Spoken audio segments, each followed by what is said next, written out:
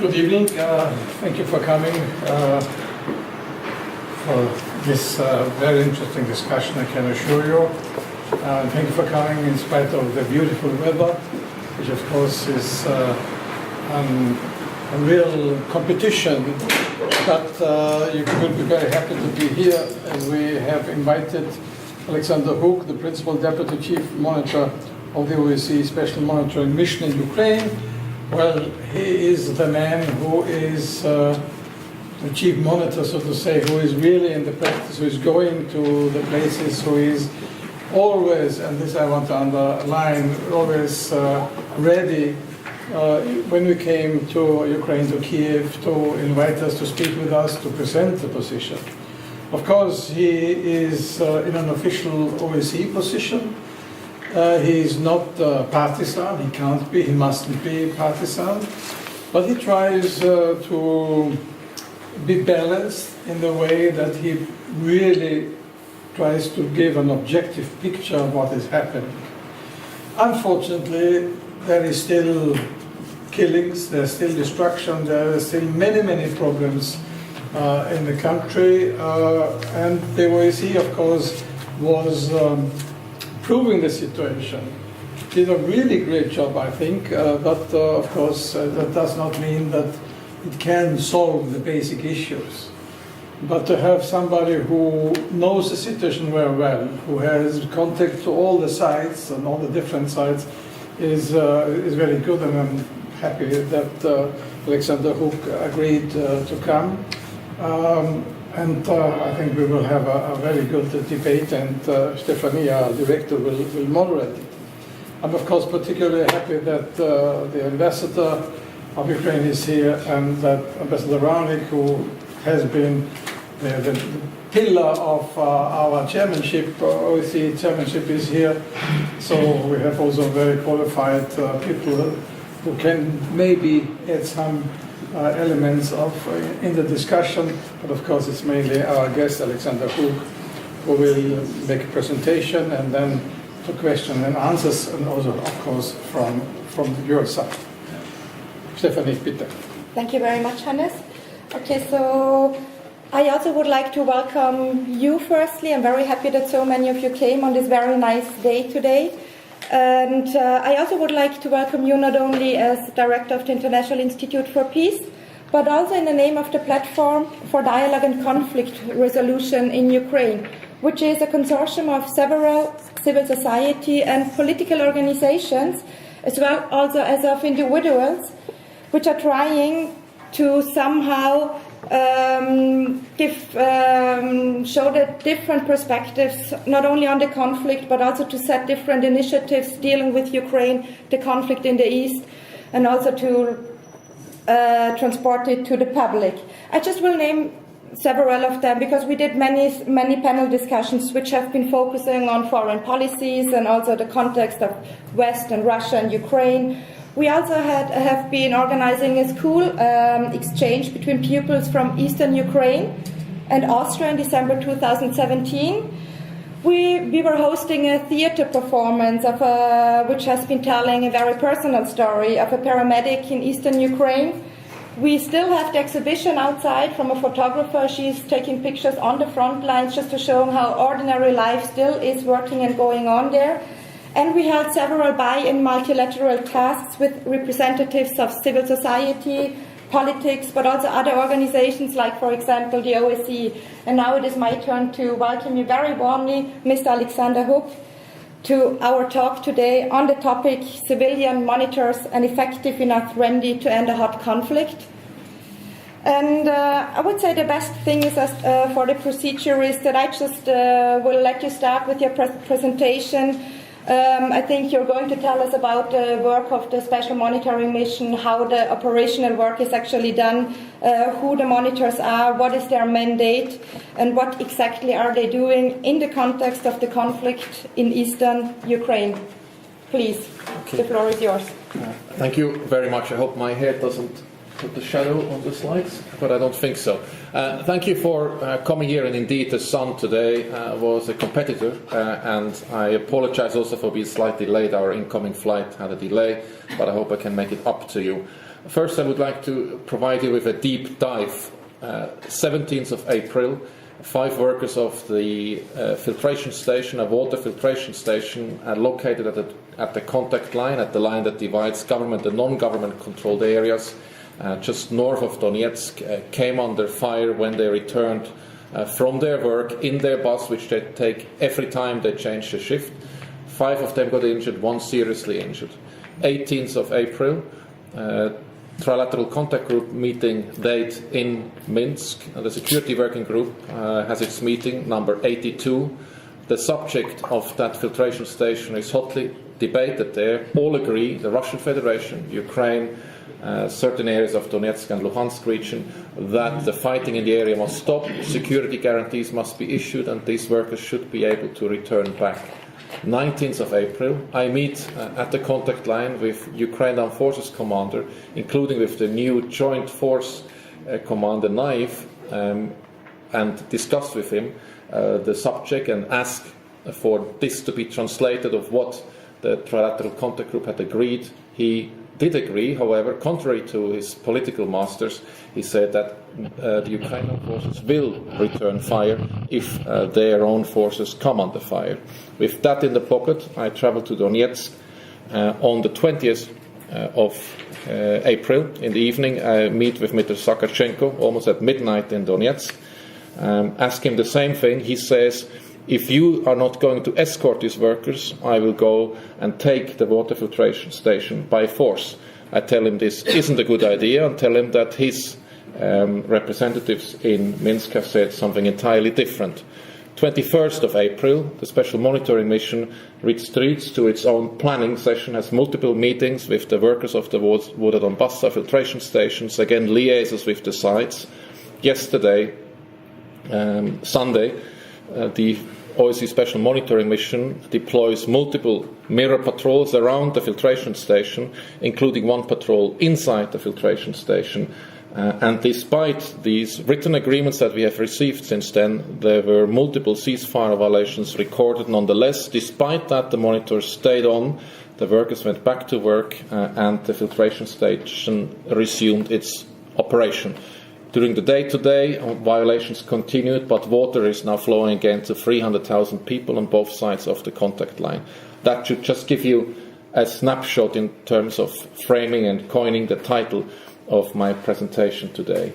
How I will like to structure it, I would briefly go into the mandate of the Special Monitoring Mission, then on the situation more than what I have just explained, and then in some detail the challenges we face, as this was the task given to me in particular, and then of course there should be time for you to ask me as many questions as possible.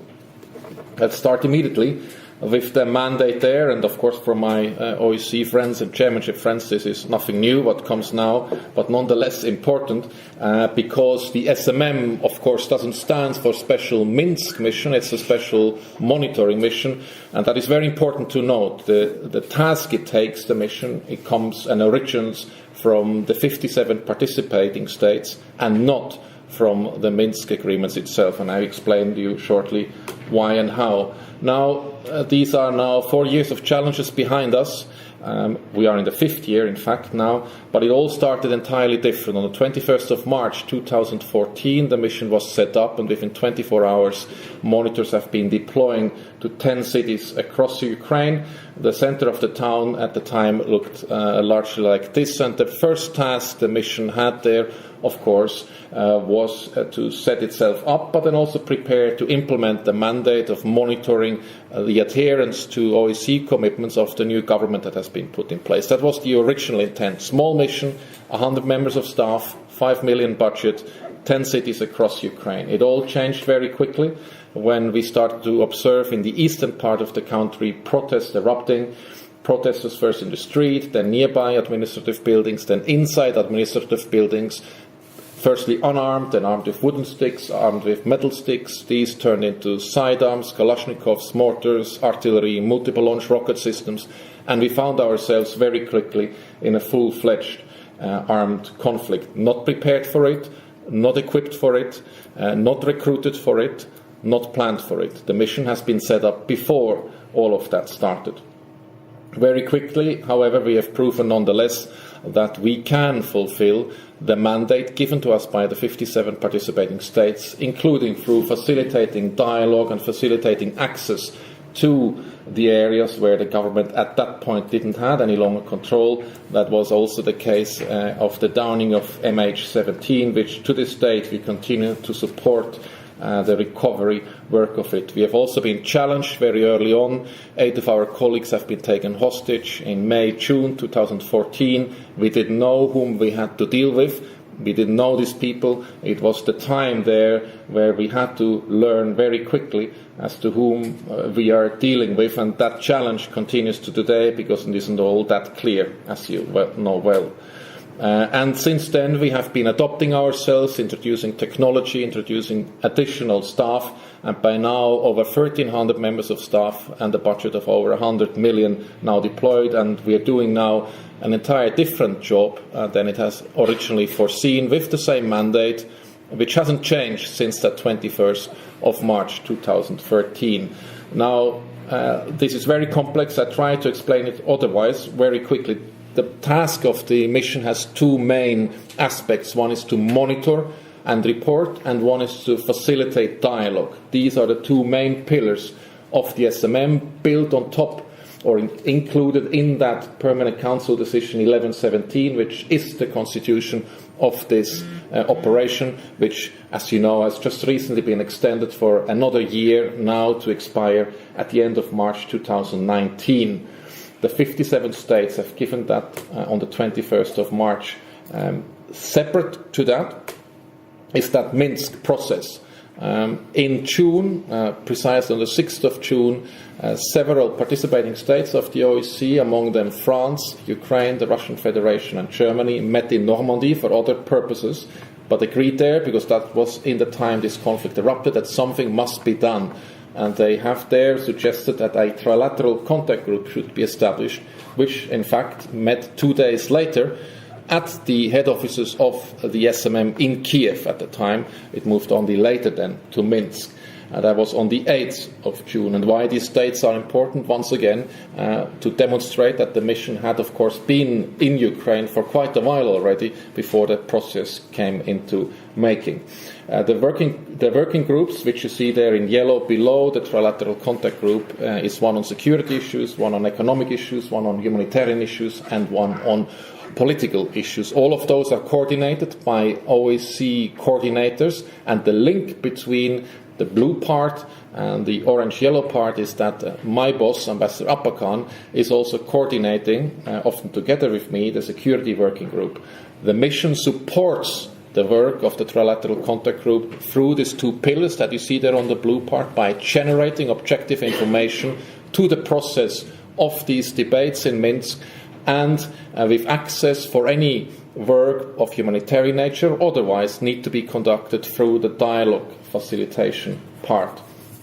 So 6th of June and the 9th of June. And of course, one thing that requires to change on this slide is the Joint Center for Control and Coordination. This was a construct called into operation after a phone call between President Putin and President Poroshenko in late autumn 2014, where some 75 Russian officers headed by a Russian general and, at the time at least, the same number of Ukrainian officers headed by a Ukrainian general met together to control and coordinate the implementation of agreements that the Trilateral Contact Group, with the help of the mission and its findings in particular, had been generating. And now the mission itself, as I mentioned, I just want to demonstrate that here is not just active in the eastern part of the country, but across it.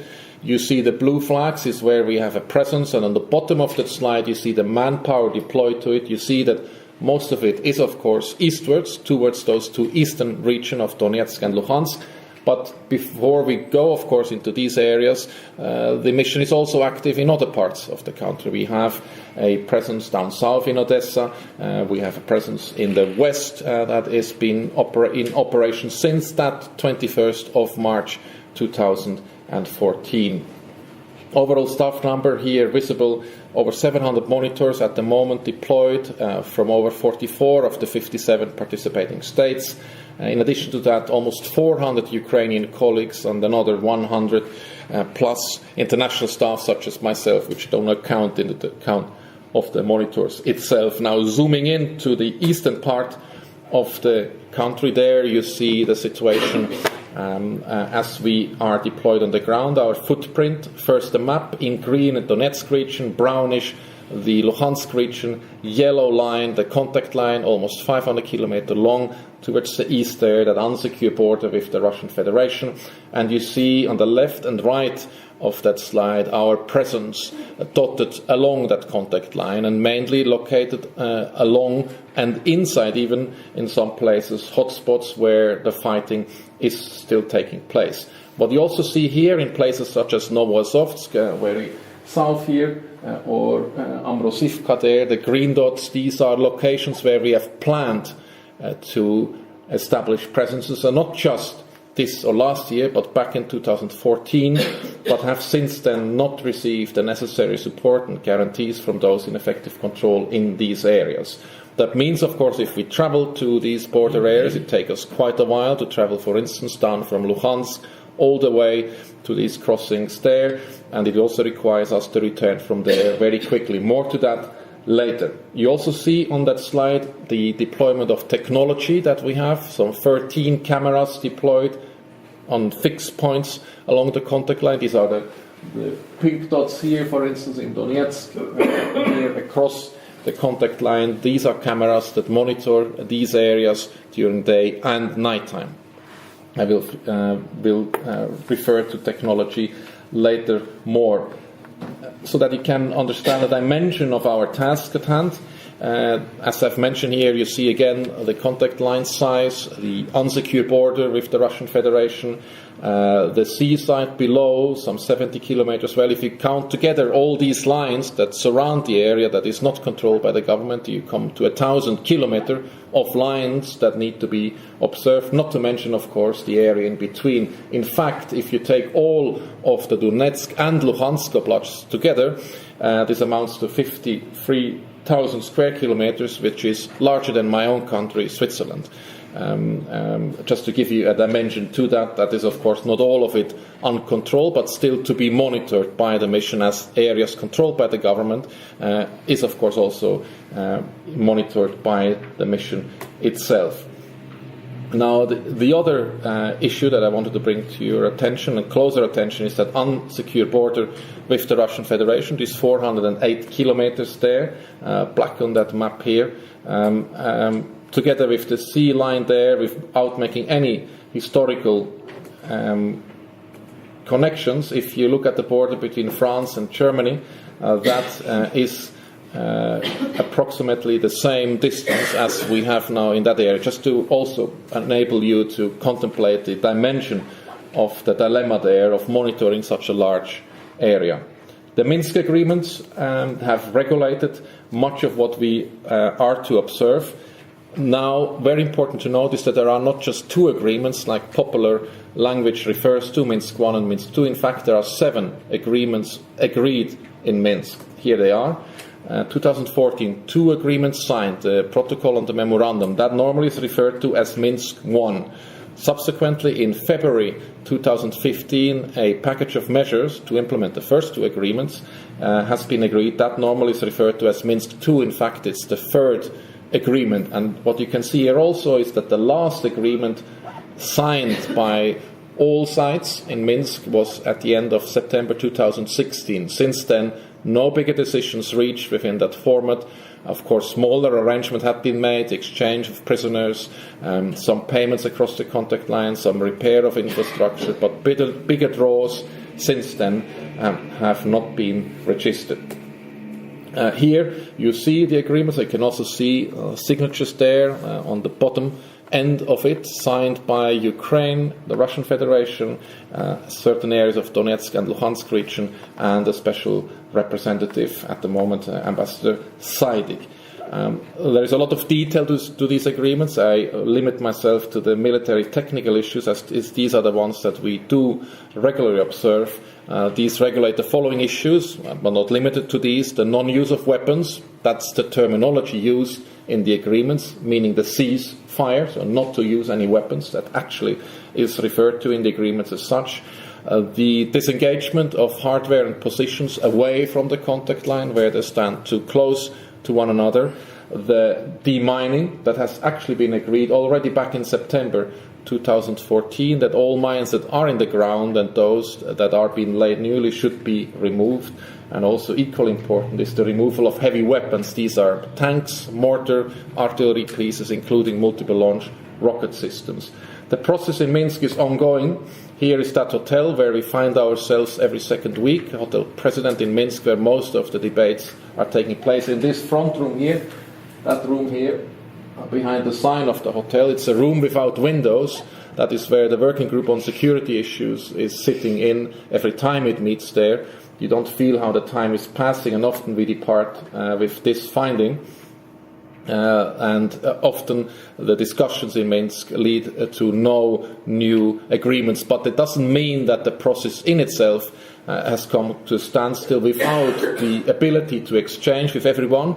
And everyone sits around the table and is walking in these corridors in Minsk. It will be very difficult, especially in times like we had last week, when the situation is deteriorating, to actually then try to regain control. These opens channels, maintains channels, also in the absence of actual new agreements. A few words on the situation nonetheless in eastern Ukraine. Here on this picture you see civilians attempting to cross one of the 5 crossing points, and this is the similar picture you see, be it from the government side or from the non-government side.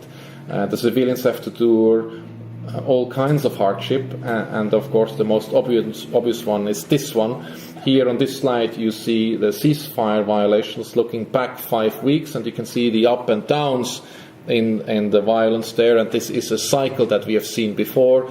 We have seen multiple times that ceasefire violations have increased. The sides then in Minsk have agreed to recommit to the ceasefire, to the non-use of weapons. That happened, for instance, last year at Easter, at the harvest, at the beginning of the school year, and at the occasion of Christmas and New Year. And every time we have seen the ceasefire violations dropping to almost zero, only then to resume to a few hundreds, if not thousands, on a single day. What you also see on this slide is that most of the violence happens and is registered by us in the Donetsk region, in green color, and very few in the Luhansk region. If we put all of that onto a map, what you refer to as a heat map, you see where most of the fighting is taking place here. The red dots symbolize intensity of fighting, and these are normally around 4 to 5 hotspots. And interesting is that on the Luhansk side, light blue on this map,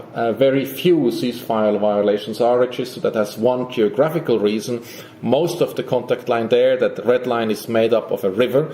It's called the Severy Donetsk River, which builds a natural distance between the sides. Where you see a little dot there here on this side, that one here, is the bridge in Stanica Luhanska. That bridge allows the sides to come closer to one another, and there ceasefire violations continue to register. The proximity of the forces and formations is one of the biggest challenges of this conflict. These geographical obstacles are not present in the wider area of Donetsk, and you see here the contours of Donetsk city, that light blue thing here, and you can see here to the north here, also here around Horlivka, a major hotspot, a permanent hotspot where fighting takes place. And you can see on the map it is taking place at the boundary or inside build-up areas. No wonder that civilians often get involved and directly affected by it. I've mentioned it already. Here you can see, and I in particular bring it back to you again, what the sides are capable of doing in terms of controlling the ceasefire on the ground. It is absolutely obvious and demonstrated by our reports that the sides have no problem in controlling the ceasefire. Whenever they recommit, it drops to almost zero. You can see here the latest drop down by almost 90% there, and then always a gradual increase later, because the root causes, which is the proximity, the geography, and the preparedness of the sites, meaning the presence of heavy weapons, is not changed. The sites do not disengage, and the sites do not remove their weapons. What is more, if we go back to this slide, in that period here, where you would think it would be a good time to think about peace and implementation of the Minsk agreements, the sites do the opposite. They rotate, train, re-ammunition, reinforce, resupply, move forward, because it's an opportune moment, because it's relatively calm. The military logic is clear. You do that when there is a battle break. You clean your weapon, you resupply, you train your staff, you rotate it, you take out the wounded, you make sure that you are prepared for more. And that is why the ceasefire violations always then increase again, because if you would paint on this chart a level of the tenseness of the situation, it would be an upwards point, while the actual observed violence is downward pointing. Now, just to give you a few impressions of what we see, in fact, on the ground, we see weapons in violation here, and not only the weapon itself there is troublesome, but as you can see here clearly, and this is an area beyond government control here, main battle tanks not just in violation because they're too close to the line. You can see on the bottom here, they're 2 kilometers away. They should be 15 kilometers away from the contact line, but they're also parked near civilian buildings, and that of course leads to serious challenges there. I'm now going quickly through here, as I will run out of time otherwise. You see here main battle tanks, also very cleverly camouflaged, but our analysts have been able to see them, again far too close to the contact line. We also see the mines that I've been referring to here in government-controlled areas. The ones on the roads are less dangerous than the ones on the shoulders of the roads that are not visible in the green. It's this period now, with the vegetation low, where we still can see these mines. Soon the grass will grow, the leaves will grow, the mines are not visible any longer. We see hundreds, if not thousands, of these mines on both sides of the contact line. Now, I have explained to you before in my deep dive introduction the situation of the Donetsk filtration station. You see that here, that's the triangle. You see here the northern part of Donetsk city here, the former Donetsk airport, government-controlled Avdiivka, and here is that Donetsk filtration station. The contact line runs along this road, roughly. And if you look now here on this slide, you can see there in greenish color government's position, and in the other color the non-government armed formation positions tucked left and right to this filtration station. That leads unavoidably that if you approach this site, you will risk becoming engulfed into the crossfire, or that the station itself is being affected, and that can be seen here. It's a picture taken from earlier on. You can see here impact craters. And that one is very important because that is the building in which chlorine gas is stored, and you can see there an impact on top of that building too. It's unavoidable, and as long as these positions are close to that filtration station, it will not stop. We can have 100 mirror patrols, we can have 7 cameras in this area. As long as the sites do not comply with what they have agreed and not move away these positions, the same will happen again.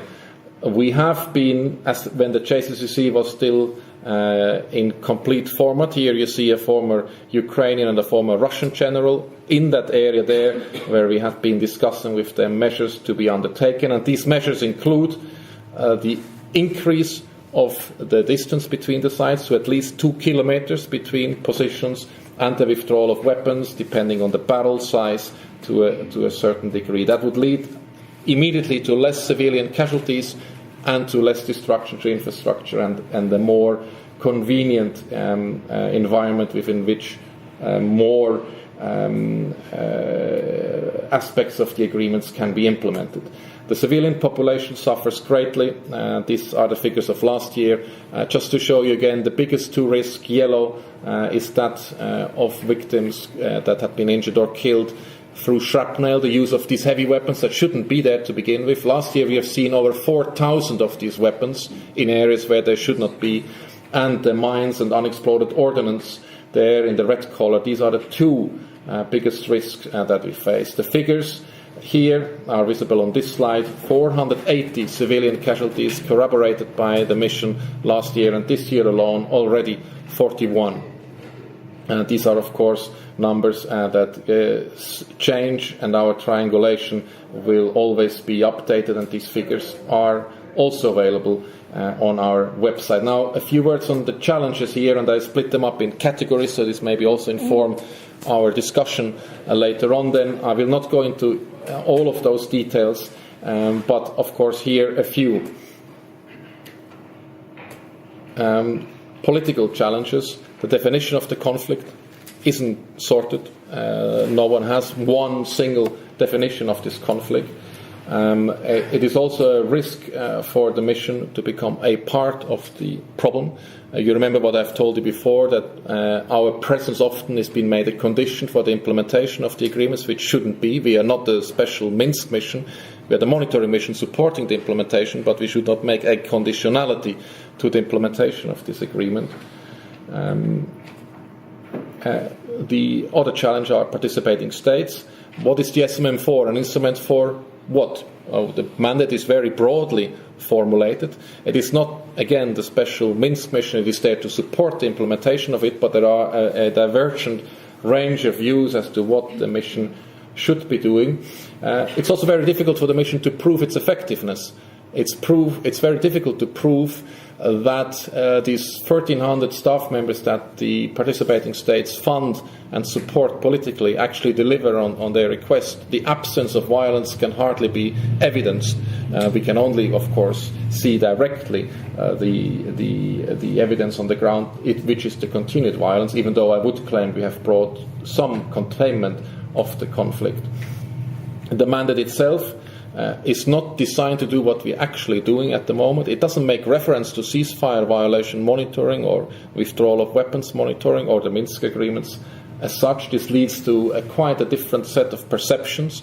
You can also understand when our monitors go into these villages and into these towns that are affected by shelling, the people there believe we do something entirely different. They believe we stop the fighting. They believe we deliver humanitarian aid. They believe we can end their suffering, but we don't. We are, and I call the two pillars, monitoring and reporting and dialogue facilitation. We can't do the rest. We can hint at it, we can facilitate it, but we can't do it ourselves. Big problems of perceptions on the ground. The sides themselves, and that is multiple plural there, of course. The question is who is party to the conflict, and there is no single answer to that. Unlike in other conflicts that I know, there is no real accountability mechanism. A joint military commission is non-in-existence. The 401,000 ceasefire violations that we have been registering last year have not seen any visible follow-up by the sides. Nobody held to account. And the media in particular is a challenge to us, as we report non-compliance of both sides. And here we can see again an example of weapons in violation. This is inconvenient and uncomfortable to read for some, and often the mission then is demonized for something that is intended to also weaken the worthiness of its operation. And you can just see here a few of those attempts. You can see here the blind monitors, the weak monitors, the monitors that don't see the tanks. This is the type of demonization, of negative messaging towards the messenger that only provides the information, that is not responsible for the violation actually occurred. And it goes on, and I've just here a short collection on that. That is a big challenge for the mission. It's also a challenge vis-à-vis our own staff, because they read this, they're exposed by it, they've been told they're blind. And in fact, at one of our recent OSCE cafes that we have for the first time also held in non-government controlled areas, we have been handed over sunglasses with reference to some of these images here by the audience there. So it's deeply also ingrained into the brains of the civilians, particularly in areas beyond government control. But you can see there is negative messages on both sides of the contact line. Serious operational challenges, I have mentioned a few of them. You see others listed here. The dimension of the area is quite significant. And the areas that we need to patrol, and I show you now another map. You see here red again, the contact line, and yellowish on here are our patrolling routes. So you see that we go to these areas near the border with the Russian Federation, this unsecure border, but it's a long distance because we have not yet been able to establish presences nearby. If we would have that, we would not only be close by it, but we also would sit on major arteries that would come into Ukraine. That is not possible at the moment. But you see that despite all these restrictions, all those hotspots that I've shown you before, around Donetsk city, around Horlivka, around Mariupol, and here up at Stanitsa Luhanska are patrolled by our patrols. But they can't do it without being hindered at their work. You see here on the left-hand side the total of restrictions in the first week of April this year, blue on the government side, red on the non-government side. If you exclude from that first chart all the static restrictions, all the mines and other physical passive obstacles that are there permanently, you come to the right-hand side and there you see the more active interference. That is, if we are stopped at gunpoint, or if people tell us to go back, or if guns are fired towards or in the near vicinity of our patrols. Most of that interference occurs in areas beyond government control, with a few exceptions, of course. Where we are restricted, we try to use technology to overcome these restrictions. This is what we use. Long-range UAVs back in service since a few times. You see that there. This thing here is a long-range UAV. We've also smaller ones that have a smaller range. They can fly day and night time. These cameras, I've referred to it. We're still testing acoustic sensors. We have access to satellite imagery, and our patrol members also have handheld devices, binoculars, night vision goggles, etc. This only became necessary not because we think it's fancy to use the equipment, but because the sites didn't let us to do our job on the basis of our mandate and of the basis of the Minsk agreements. And this allows us to be present in areas where it otherwise would be too dangerous to be. Not always is this equipment left undisturbed. On this area here, this is just nearby the bridge in Stanitsa Luhanska. You see you see here a camera blinded by a laser pointer, and then you should look here. You see the man walking away. He didn't recognize that when he stops blinding the camera, he can actually be seen. And this was one of the rare occasions where we could go, in this case, to the armed formations in Luhansk and say, you need to take action. This is a violation of our mandate and the agreements. And there was not much argument they could have, because it was obviously not anyone else but their own man sitting in that dungeon there that had blinded the camera. And that brings me to another big risk, that is the security risk, of course, the concern that is at the forefront of our operations everywhere, not just in the East. And it is, of course, today a very tragic day, because it is to the year today where our colleague Joseph Stone has died in this vehicle here. I was long thinking whether it's appropriate to show it or not, but that is the vehicle he was in with two other colleagues. The two in the front seat have survived with minor injuries. He in the back, today, a year ago, died and had paid the ultimate price for this. Another challenge, our staff. I'm not going into all of this. We not recruit in the open market. We are bound to the secondment system, where we can't have a full free selection and draw upon the market. The question with technology also is very important, is how much technology should be there, how much should we actually see on the ground, how much technology should be deployed there. And lastly, I would like to show you briefly, for those who are not that familiar, a clip. It's a wintry clip. It doesn't really fit the weather, but maybe it cools you a bit down now. And I will be soon finished. This is in Ukrainian, but with English subtitles. Thank you. And shown to the public also in Ukraine. Вони здійснюють патрулювання по всій Україні.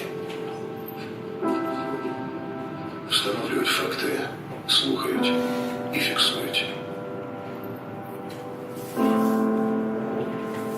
Вони не військові, але вони працюють у зоні конфлікту, щоб зібрати інформацію та відобразити її у звітах. Звітах, які доступні кожному. Щоб кожен міг побачити реальний стан речей. І, досягнувши взаєморозуміння, наблизити мир.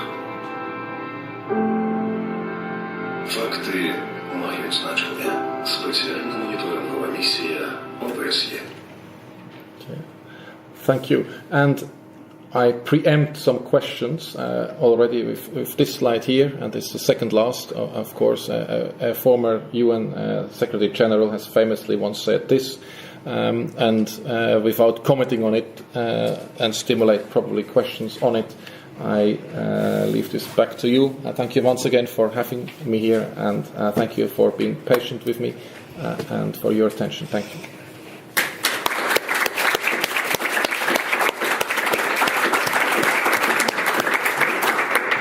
Thank you very much, Mr. Hoog. I think this was very, very interesting. And I just would like to sum up a little bit what you just said, because I think it is also important. We still have to consider that since the outbreak of the conflict, 10,000 people died. About 2 million people are IDPs at the moment. We have multiple ceasefire violations. You said earlier that about 300 people run short of water right now. The mandate of the OSCE is actually only to monitor and report and to facilitate dialogue, which is also part of it why people on the ground have negative messaging for the OSCE, because they would actually think of them as humanitarian supporters. And now that we had this last question about peacemakers, I actually would already go over to my first question, which is regarding the UN peacekeepers, because just recently, the idea of sending UN peacekeepers in order to support the de-escalation and to come to a solution has been put on the agenda again. It already has been there at some point. It seems, however, that Ukraine and Russia have very different views on the extent and the content of the mandate. Do you think that a UN peacekeeping mission could be the solution to end this hot conflict? Well, that could be a debate we could have for the whole evening, and many had already been held. First, the facts. There is one concrete proposal that, within the UN that has been deposited there on the 5th of September last year by the Russian Federation, which is not one of a peacekeeping force. In fact, neither the proposal nor the letter accompanying it refers and contains the word peace or the word peacekeeping. That proposal was one of a protection force for the Special Monitoring Mission. You have seen before, our greatest challenges on the ground is that of becoming under indirect fire, that is the use of these heavy weapons, and that of mines and unexploded ordnance. The direct threat makes the headline, but is the exception. Now, a light armed protection force on its own will be not able to mitigate these risks, which is very clear to you. The operational paragraph number 6 of that proposal foresees that these protection force members, if that proposal should come through, should be light armed. However, should and only ultimately the sides can, of course, cease the fighting. They need to do that, and they have already agreed to it. But then, once that's happening, or in order to enable it, there needs to be some sort of a support mechanism, I do feel. If you would need to secure weapons, if you need to disarm persons, if you need to re-establish authority, all of that cannot happen from one day to another, from the cold immediately to an operational phase. There needs to be an interim period, and for that period there needs to be some assistance. So I do feel that outside support will be needed in some form or shape, be that the United Nations in different formats, and there have been studies being conducted of how that could look like on its own, a multinational force in cooperation with others. There are models that have been tested elsewhere.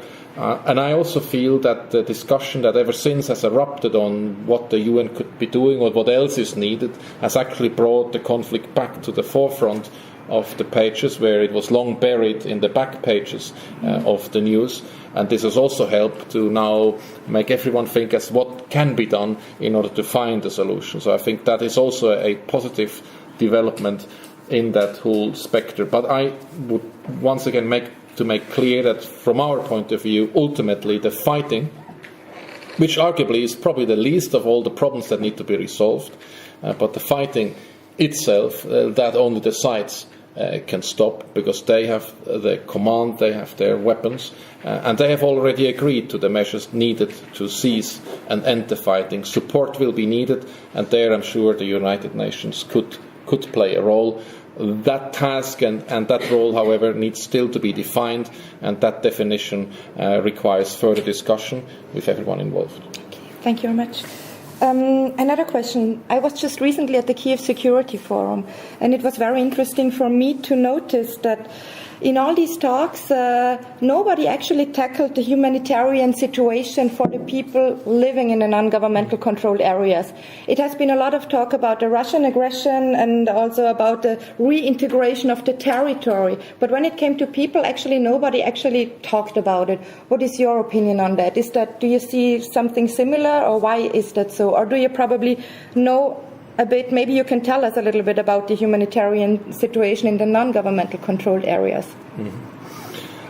In general, and that goes to both sides, in general the situation directly at the contact line is very, very difficult. And that is normally beyond the last checkpoint, where on the Ukraine side, Ukrainian armed forces have their last point, and if there are settlements, and there are quite a few of them, beyond that checkpoint, it's very difficult to get through to that settlement. And it's very difficult for those living there getting through the last checkpoints themselves. And that applies to the other side as well. So these areas where no one has established effective control in these areas, these are areas where life is very, very difficult. It's difficult because of the freedom of movement restriction. It's difficult because of utility services being permanently interrupted or non-existing. It is difficult because supplies don't come in and out. It is difficult because humanitarian aid can't reach it, because it is beyond the point where security can be assured by one or the other side. Now, in areas just beyond these last checkpoints, the situation is then different. Because on the government side, humanitarian aid can come freely into these areas, coordinated of course, whereas such cannot cross through these points, across the contact line, across the first non-government controlled checkpoints, into these areas just in the immediate rear of these positions. So these are areas that are more affected on the non-government controlled side. If you go further back and further to the rear, the situation becomes more normal. So if you are in the center of Donetsk city, where we have our main residence, in that hotel parking where all of our monitors live, and I was just there before the weekend, you see the shops are relatively full, people go about their normal lives, the opera functions, or the theater in town functions, the post office has open. I was myself using the train to travel from Donetsk, from Luhansk to Donetsk, in fact, that also functions. So the further you go away from the contact line, the more normal the lives become on the surface. We have great difficulties in examining life beyond government control in institutions, in school, in hospitals, because we lack access to these areas, and the access normally is requested by a signed letter of those in effective control if you want to ask specific questions in these institutions. Also, if you are in need of specific treatment or specific medicine, so not the odd headache or the standard broken leg, but if you need dialysis or you need special cancer treatment, we have also been told, and there we have no objective facts to present, but been told, so hearsay, that it is difficult and only payment will help to get it quickly in areas where government has no control. So that obviously is visible too.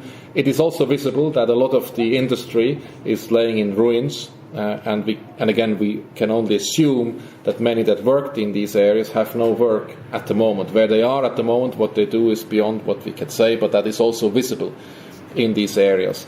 But again, and to conclude that, when civilians cross that contact line, they suffer equally, because that is very difficult. It is only possible in 5 locations in the Luhansk region. So if we take that map again that I've shown you here, to find the map again. So in the Luhansk region, so in that region, there's only one crossing where civilians can cross, and it's here, and it's that damaged bridge that you probably have seen. In all the other areas there, they can't cross. So if someone from Luhansk wants to go by car to the dacha on the other side of the contact line, they either have to go on foot, but if that is not possible, they have no other choice than to drive all the way along the dangerous mined area of the contact line, crossing one of these crossing points that are in these hotspots there, travel all the way back and go then to the Dutchess here. If a person here down living in Antratsit wants to pick up her or his pension, they need to take a bus, a taxi to the line. Of course, there's big business around that on both sides of the contact line to go on the other side to pick up that pension. Often these pensioners tell us when they come back, they've spent their pension on taxi and buses. So often they don't cross any longer the contact line. Why I'm emphasizing that so much is that we see up to 35,000, 40,000 Ukrainians crossing that contact line every day, which is very rare in conflicts. Normally that red line is a division line where people don't cross, but not here. People don't accept the fight. They don't accept it, that there is a division between them. They also tell them it's not their conflict. They don't understand why it's continuing and not ending, and continue to try to go about their lives even under very severe restrictions. Yeah. Thank you very much on that, on the humanitarian situation there. In December 2017, Donald Trump authorized arming Ukraine with Javelin anti-tank missiles. Also in December 2017, UNICEF stated that, and I have to cite here, Eastern Ukraine is now one of the most mine-contaminated places on Earth, endangering 220,000 children who live, play, and go to and from school in areas littered with landmines, unexploded ordnance, and other deadly explosive remnants of war. For you, as the OSCE mission, is it possible to observe which party is actually responsible for the placement of these mines and also for the breaking of the ceasefires? Well, the very quick answer is both. Yeah. Dot. But you know, there is this question implies also as to who did it first or who started it, and that, of course, we can't do. We can't say based on our findings. We can't say it objectively. So we always hear when it comes to the ceasefire violations that the sides say we to adhere to the ceasefire, we only fire back. Yeah. Again, militarily wise, we understand why this has happened, but firing back is a ceasefire violation in itself. And if you follow that logic, then everyone is only firing back at a firing back, and you only have firing back, and that, of course, logically doesn't work. The conflict continues. It will only work if you not use the weapons as foreseen in the agreements. That is, of course, very important there. Also, when we, and maybe I can use the chart here, just to explain you, because often people don't understand why. I will take it in front here.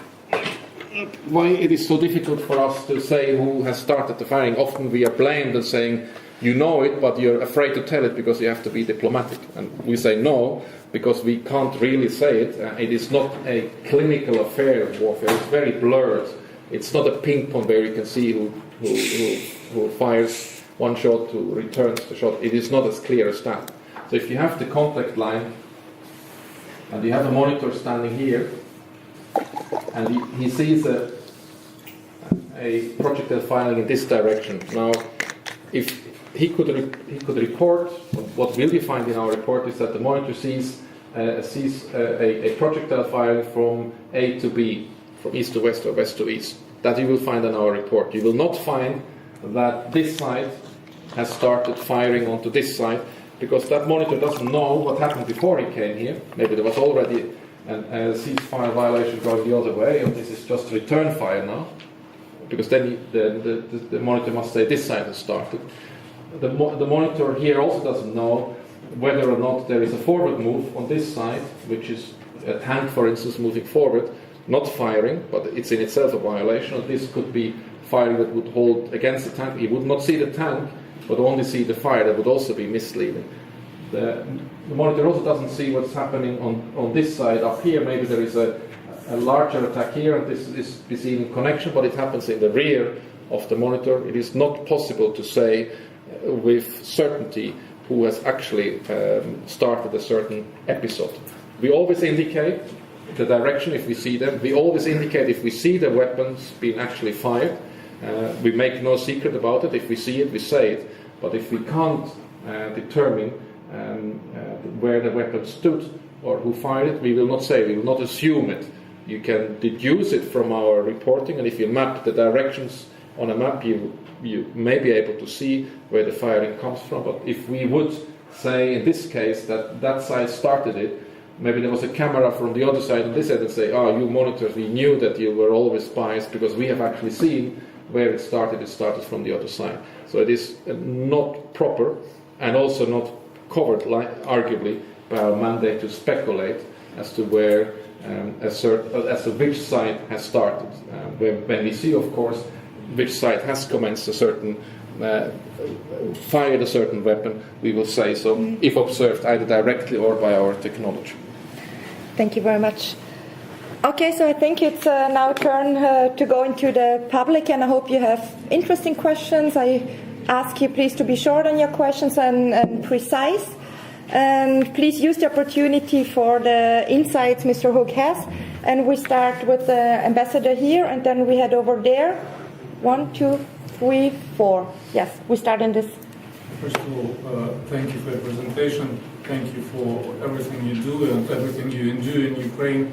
You make a tremendous contribution. I hope you won't hate Ukraine for the rest of your life after what you experienced there, because as you understand, as ambassador of Ukraine, I have no difficulty in defining this kind of conflict, but I won't confront you with political statements. I have a very technical question that, quite frankly, for a while I've been asking myself.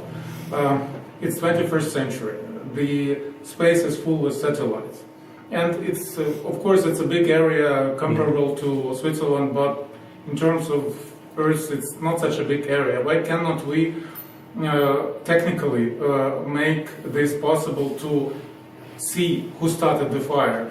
In some cases, what really made me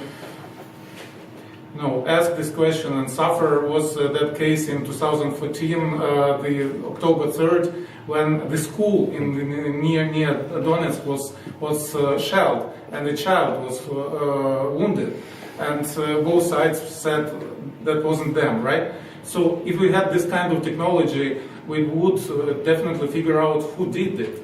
Why don't we do that? Is it technically not possible? Is it too costly? Well, and I look also at my colleagues from the OSCE, and we had been debating this many times. There is, of course, technology that if you place it at the right location, and if you've the right analyst at the other end, it is possible to detect some of it. And we do that with the long-range UAV. We have seen weapons being fired, as our monitors see it as well. But there is no system that I know that could observe from distance the whole line, and it's 500 kilometers long, that line. And it is not one straight line where you have one position here, one position here. It is overlapping positions, it's moving positions.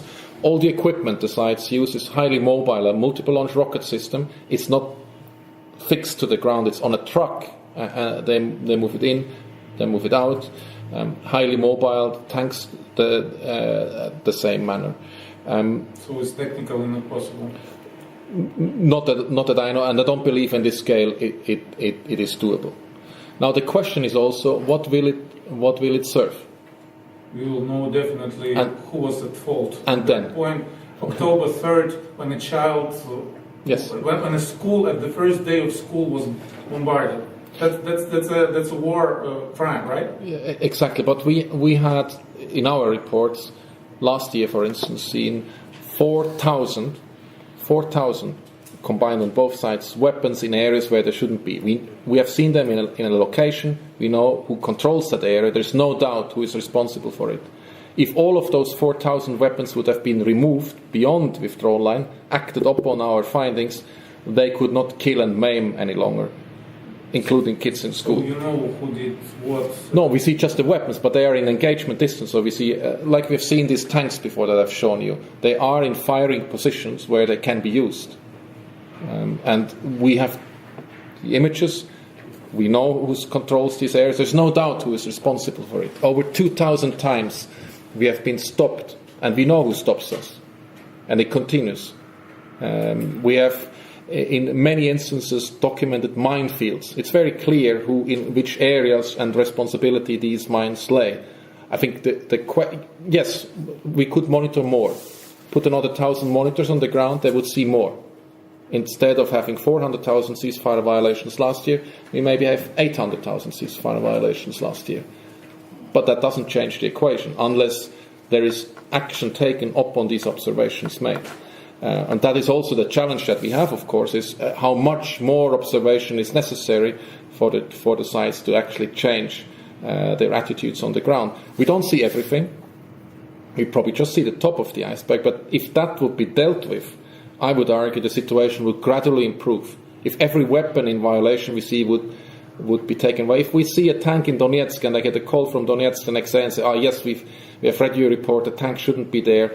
We will move the tank back, send a patrol to this location, it will stay there. Or if we see a multiple launch rocket system in Avdiivka, and then we get a call from Kiev and say, yes, it shouldn't be there, it happened in violation, we pull it back. You can come and see it in that storage site, and you can go every day there, and it will stay there, we will not move it any longer. That would be a gradual improvement of the situation based on our findings. I think that is the question should be, what are the sites doing based on our observations? And the answer is, unfortunately, very little. The sides are hating each other. They are both with one idea. They are fighting the fascists. The guys on the other side are fascists. So we do have a problem of impunity also when it comes to violations of the agreements. Yes, you, please. My name is Ron Willis, President of the Club of Commercial Councillors in Austria. I have a few questions. First question is, has this line of conflict stopped moving? If the answer is no, can you give us some details of how and where? Secondly, are both sides increasing the sophistication of their weapons? And if the answer is yes, in what way? Third point is, you say you use drones to monitor. Don't your drones encounter opposition fire? Yes, starting with your last, yes, our drones have been fired at very regular, almost one a day these days. And it's specifically problematic with the smaller range UAVs, those that you can buy in the media market, the small ones that fly 2 kilometers, 3 kilometers maximum. Because if the drone is flying and the fire is being opened at the drone, it is highly likely that if the fire is lowered when the drone comes back, that the pilot, our own monitor, will be in the line of fire. And these smaller ones are attacked quite often, but rarely ever been taken down by small arms fire, because they simply can fly too high and they're too small, or the shooters are too bad on the ground. I don't know. The bigger problem is the electronic jamming, and that affects both the small ones and the big ones. Then the pilot loses the control, the GPS control, and the steering control of the vehicle. That also applies to the big one, the long-range UAV. And the long-range UAV, when they had been in service the last time, had been shot out of the skies, not by small arms fire, but by surface-to-air missile systems. Multiple times. You probably know that we stopped operating them in August 2016 and just reintroduced them now at the end of March this year. They have been flying since without falling down from the sky, but had been targeted with electronic warfare ever since we have restarted using them. The contact line itself is also hard to define to begin with. It has not been made public. One should also acknowledge that there is no document that the contact line is outlined. There is a de facto line. Now what you see in front of you is not what has been agreed, it is what we believe is the line now, which has by large been the same, with the exception that the sites have been moving towards that line but not across that line any longer. And moving towards the line is problematic, because it always creates a counter reaction on the other side. They also move closer then, and if you have them too close, then normally you have these red dots that you see on this map here emerging and getting bigger as the proximity leads to tension, often translates then at the later stage into fighting. The equipment is largely conventional, largely the same on both sides.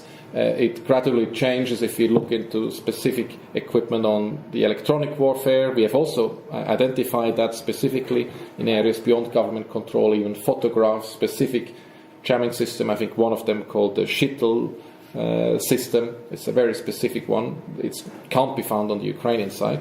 And weaponry, individual weaponry in particular, also changes. So we have seen very sophisticated sniper guns on both sides of the contact line, so more sophisticated than the ones we have seen in the beginning. And of course, in particular on the Ukrainian side, the government forces have improved their equipment and personal equipment in particular that we have seen. Compared now with back in the summer 2014, these are two different worlds, of course. The lady in the back there, yes. No, I will stand because I'm sitting back. My name is Mrs. Hiller. I'm a member of the Viennese Persons Committee for Peace in Ukraine. We are a humanitarian organization and a movement who, together with our comrades and anti-fascist organizations in Slovakia, in Italy, provide humanitarian aid for Lugansk and Donetsk people republics for about 4 years. So we have 3 very precise questions, which are on behalf of the locals of the both republics, and which are very precise. The first one is why OSCE mission always try to gain the access to the military facilities of both republics, and in favor of whom do they always and constantly conduct espionage. The second question, which would be your explanation of the last bombardments of the defense facilities in Lugansk on the 17th of April this year. These defense facilities were initially prepared for the ceremonious parade of the Day of Victory this year and was relocated many times, but was precisely shelled by the Ukrainian military after the OSCE published the location on their website. Is OSCE conducting some gun lane for Ukrainian military? And the third is, we always get the reports from the Ukrainian, from the locals of the both people republics, Donetsk and Lugansk people republics, where they always say that OSCE mission constantly ignores the obvious facts of violation of Minsk agreement from the Ukrainian side, ignores the reports of the locals regarding the villainous violation of human rights of the political prisoners, which are in the Ukrainian prisons, inhumane conditions in the Ukrainian prisons, don't rush actually to the places of the shelling, and when come, they don't listen to the locals and don't see that the shelling was coming from the Ukrainian side and from Ukrainian military. And the foremost, if OSCE mission cannot provide the ceasefire during all these years, then what's the actual mission of the OSCE? Is it only the gun lane for the Ukrainian military? Thank you so much. Okay. Thank you. Also, that would require quite a long debate, in fact. But first of all, with regard to the military facilities, they actually only exist on the government side, as the government has the military, the armed formation compounds that we are observing. We do observe because the sites have agreed to do so, and we need to get access to there to verify the weapons that have been declared as being withdrawn. The sites have agreed to that. We are just trying to verify what they have agreed with their signature to the agreements. The weapons that have been parked in the airfield to the north of Luhansk have been heavy weapons in violation of withdrawal lines. We have been reporting about it. But you might find it interesting that the armed formations themselves have published a video of the location of these weapons before we have been reporting, and that video alone would make it possible for others to find out where the weapon is. I just want to make it very clear, our reports are not the problem. The problem are the weapons in violations, because that the sites have agreed not to do. With regard to ignoring reports, the mission follows up all reports. It is being provided. It's provided that the sites actually allow the mission to follow up its work and follow up these reports. Often the sites stop the mission. I have shown you before where that happens in most cases, and more actively so by the armed formations in areas beyond government control. And the last point, with regard to the ceasefire that you have mentioned, I've made it very clear in the beginning that our task is to monitor and report, and the ceasefire, the sites have agreed, so the armed formations in Luhansk or Donetsk have themselves agreed not to fire alongside with the Ukrainian armed forces. The questions should be asked to them. We document their adherence or non-adherence to these agreements, and the results of which are, of course, uncomfortable to read, so we understand that this leads to frustration. but the responsible entities are those that have signed the agreements, which is not the SMM. Thank you. Thank you very much. Yes, go in the back and then Mr. Raun. Quick question. My name is Maya Mandela. I work for the International Atomic Energy Agency. Been following the situation in the region for a long time. Quick question. You stated that your monitors encounter significant restrictions in terms of freedom of their movement on the sites that are not controlled by the government when trying to access the civil I don't know, hospitals or other stuff like that. Do you encounter the same, or do you face the same level of restrictions on the government-controlled area? I have shown you that all restrictions seen together, and any restrictions of our work, be it active or passive, is a violation of our mandate. The numbers on either side of the contact line are approximately equal. So that has to be very clear. These are the facts. If you exclude the passive restrictions, so the minefields and the obstacles on the ground, then the more active interference with our work is indeed to a large majority visible and registered in areas beyond government control.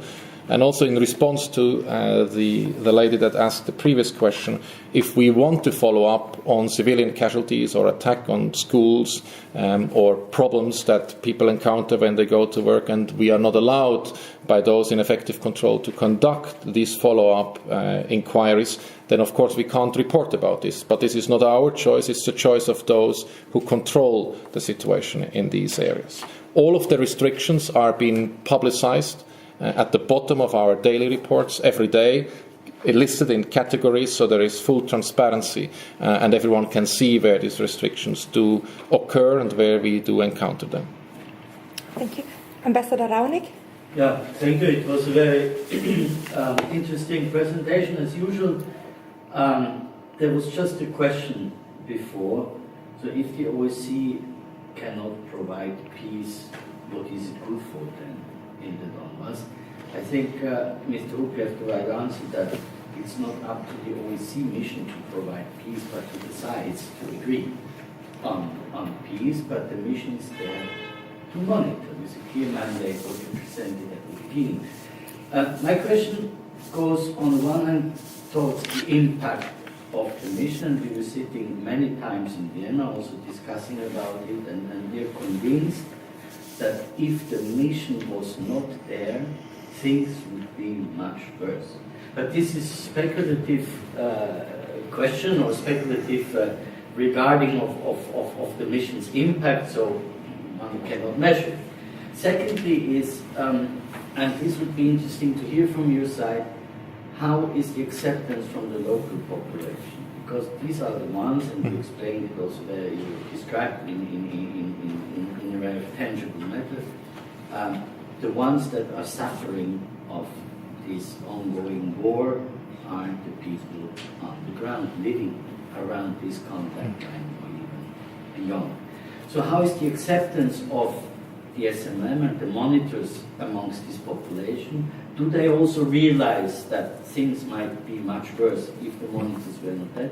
Or are they disappointed because the monitors really do not bring peace in the area? It is indeed so that those civilians that live in areas where there is permanent shelling, there are places along the contact line where it never stopped since the beginning of the conflict in 2014, and those either misinformed or just simply frustrated without end. Of course, when our monitors come into town, they expect that they would end it. They believe they can end it. They've been told that the monitors, wrongly told, that the monitors should end it. And of course, if it doesn't end, they explain their frustration in very clear terms to our colleagues too. We understand that people are frustrated. It is not easy for our colleagues to handle in these places. Often then, however, after 15-20 minutes of frustration being relieved, the discussion then often end up constructive. So it is not easy to do that, especially when you have the language barrier, to have this emotional exchange with civilians that have been affected by it. That is entirely different to what we often see as well, where people are organized to be angry with us.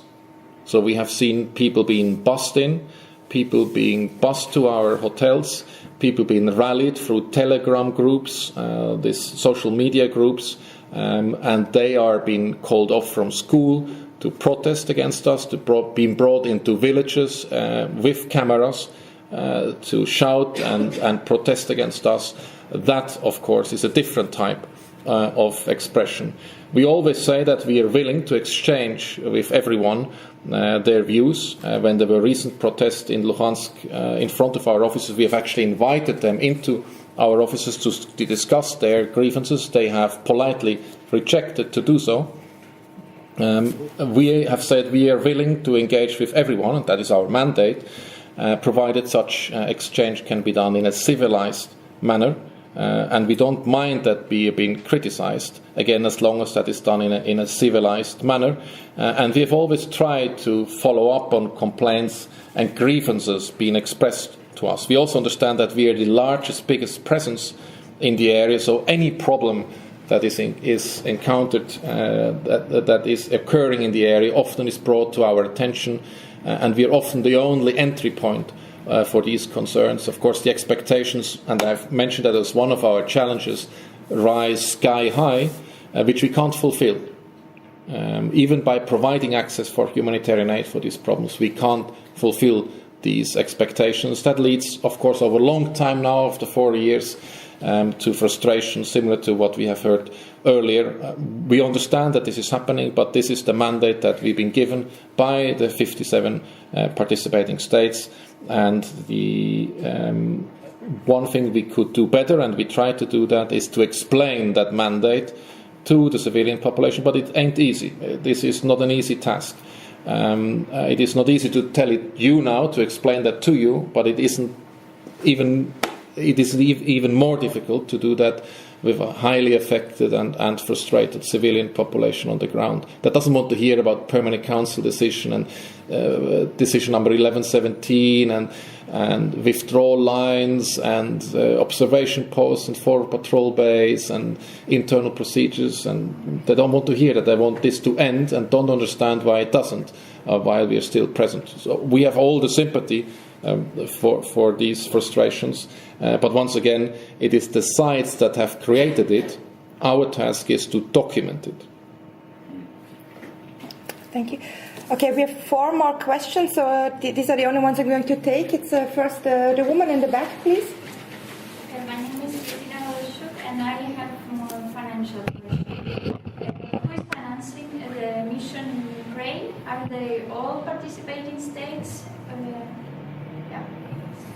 Yes, indeed. All 57 participating states contribute financially and with human resources to the mission.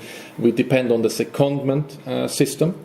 For instance, I'm seconded by the Swiss government to the OSCE, so I have a contractual arrangement with my authority back in Switzerland, but also one with the OSCE. With the Ukrainian staff, we hire directly, so they have a direct contact with the OSCE, with the mission alone. The participating states also contribute in kind, that is equipment. They can contribute from shoes to cameras to cars. That is also possible. So a multiple, diverse nature, and of course, without the financial contribution, this operation would not be possible. It's a very expensive operation, and Ambassador Rauniga, I think I'm not exaggerating if this is the most expensive that is currently running as the field operation on the ground. Of the OSCE, or yes. Internationally, it might also be on the top. Yeah. Okay, yes, please. What are the observers or monitors doing in Western Ukraine? Yes, they have, of course, the same mandate, and I explain you how the mandate has started back in March 2014. Now, for instance, in Kiev, there are multiple demonstrations, protests, some of them violent, around the parliament, for instance, that our monitors do follow and report. There was, for instance, recently in the Azov Sea, the taking into custody of a fisher boat that was widely in the news as well, with 10 crew members that have been also taken to court. Also that the mission has followed, not with its eastern teams, but with its non-eastern teams. In the west, there are issues between religious groups. There were allegations of attacks on property belonging to the Hungarian minority, for instance, in the Zakarpattia region. And our team there in Ivano-Frankivsk, for instance, has been following up these incidents there and also been documenting it. They also look, and that maybe is not that visible, as to how IDPs that flee the area of the conflict to these areas are being received in these communities. I've heard before here that there is quite a large number of people that have been internally displaced, and they also are being followed by our teams in these locations. The number of the team members there are relatively low. You have seen that before. So the amount of work they can do is relatively limited. If you consider that 1/3 of the number that you've been seen before is always on leave, then there is probably 1 or 2 patrols that goes from these locations on the road. Thank you. Yes, please. My name is I was the first time in 2015 in Lugansk bringing humanitarian aid to the most suffered people of the population, elderly people in the hospitals. And I was 4 times in Donetsk, and I always tried to bring in humanitarian aid, and at the last time, as I always wanted to find any kind of a symbol of solution, of dissolution, I achieved to get a letter from a prisoner of war, Ukrainian prisoner of war, who was missed for more than 7 months. And I hope that it will help, that we can create some more dialogue in Austria with politicians.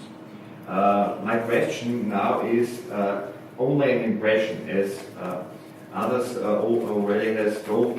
I think it's very important that OSCE is there present, because without OSCE the situation will be worse. But the mistrust of people in Lugansk, for example, when I brought to the House of Elderly People in Lugansk medicine and food, there was a journalist. I don't know if it was a Russian or a Lugansk journalist, and it was the same journalist who made the interview with you on the same day, because I saw it in the evening. And what was very interesting, it was the only day during my visit for 8 days that there was no shelling, that I heard no shelling in Lugansk Stanica, when you arrived at Lugansk Stanica. You are the specialist, you are military. Maybe if somebody is coming to see heavy weapons will be returned from the contact line. Is that the reason, or was it only this was 1 day? It's only one explanation, but the problem is that the people showed me that the place where the OSCE cars are situated was full of the cars. They are claiming why these cars are not going to the lines of contact. These are the critics which I had realized from the population. It's not my critics, it's only a question. Thank you. Thank you. Yes, indeed. We do have some effects of deterrence, I believe, that when we come to certain areas that they undertake some efforts that we don't document or can't document the violations. But it's not always the case, and of course when we're there, fighting continues quite often so too. It is very difficult, again, to explain to the civilian population that our monitors can't be used as human shields. You can't just place them between the positions and hope that the fighting stops because you don't want to shoot the monitor. But that is what in essence would be requested by these requests. Go to the contact line, stand in between the lines, then the fighting will stop. I guess you agree with me that this would not be a sustainable solution. First of all, it only works to a certain degree. If the situation is so tense and we see that on our own, because we witness the fighting, then the fighting continues despite our presence, despite our technology there, if we are close or further away from the contact line. So there needs to be that start of moving that military logic of continue fighting, of continue moving positions, of continue keeping heavy weapons in areas where they shouldn't be, towards a more peace logic or a civilian logic, where then the work of the mission can help to accelerate that, to amplify that movement. But as long as it is contained and stuck on the military logic, the only thing it can do is argue to keep the monitors between the lines. But once again, that would not be sustainable, and it would not deter the sides to enter fighting. And by the moment you have to change the monitors or move them away, the fighting will start again. And not because the monitors encourage it, because it is insustainable just to keep the monitors there. What is required is that the sides take actions, move the positions away and move the heavy weapons away. They have agreed that this is a problem. They've recognized that it's a problem, that they're too close and they have weapons in areas where they shouldn't be, and they have made an agreement to move them back. The problem is it's not implemented. Read our reports and you can see on which side it is not implemented. It's very clear, black and white, every day, 6 days a week, in 3 languages on our website. Thank you. Last question. Institute in the NIF region, Central Europe. I have a technical question first. When your inspection tours are being undertaken, then you always use SUVs, and I just wonder if it wasn't better to have armored transport vehicles like UN peacekeeping force, etc. I don't mean when you get direct shelling, then it may be still not good enough, but for stray bullets or for mining mines, that may be somehow helpful, because these vehicles are very nice, but you're not protected at all, it seems. And the other question is, when you're on the rebel side, you have shown one picture. There is a rebel and a soldier or officer and a Russian one. So President Putin once talked about the soldiers on vacation. And who are your contact partners anyhow on the Luhansk, Donetsk side? First of all, our vehicles we use in the East are all armored, B6 level, so it's the second highest protection level. So these ones that you see here are armored, and they withstand small arms fire, even shrapnel to a certain degree. Of course not an anti-tank mine, because it is meant to destroy a tank, which this isn't, obviously. So that is why the vehicle that you've seen before looked rather damaged. And these vehicles there is no other soft skin vehicle in use near the contact line. Some 250 of these vehicles are in use at the moment. With regard to our contacts, and I go back to that slide there, I think it was this one here. This one is a Russian general from the JCCC, so formerly in Ukraine, and the Ukrainian general of the JCCC at the time when they still will be working together. So these are formerly Russian officers, and of course they're a former Ukrainian officer working together. So that is that picture itself there. In areas beyond government control, we talk to the armed formations, those armed men that we encounter there and their leaders on a very regular basis. We have, of course, through the Minsk process, also access to Moscow, which is a signatory to the agreements, and that in particular in Minsk is of course also helpful to find further solutions to the issue at hand. At the moment there is no formal Russian entry point in Ukraine in the absence of these Russian officers at the JCCC. Thank you very much. Thank you very much for coming here, for listening to Mr. Alexander Hook. I think it was a unique insight into how the Special Monitoring Mission is working on the ground. And when we go back to the topic, to the question which is actually on the topic, civilian monitors, an effective enough remedy to end a hot conflict, I think we can agree that probably not effective enough to end a hot conflict, but they are a tool which should actually be part of a peaceful solution in the field. Civilian monitors are risking their lives in order to fulfill their mandate, which has been given them from the states of the OSCE, the member states. It is not, unfortunately, for many maybe, a humanitarian one, but it is to observe and to monitor and to foster dialogue, which is very crucial in this regard. The military conflict will allegedly not be solved militarily. So a peaceful solution somehow has to be found, maybe with dialogue, maybe at some point UN peacekeepers, some ideas have been put on the table at the moment, but it's not enough at the moment.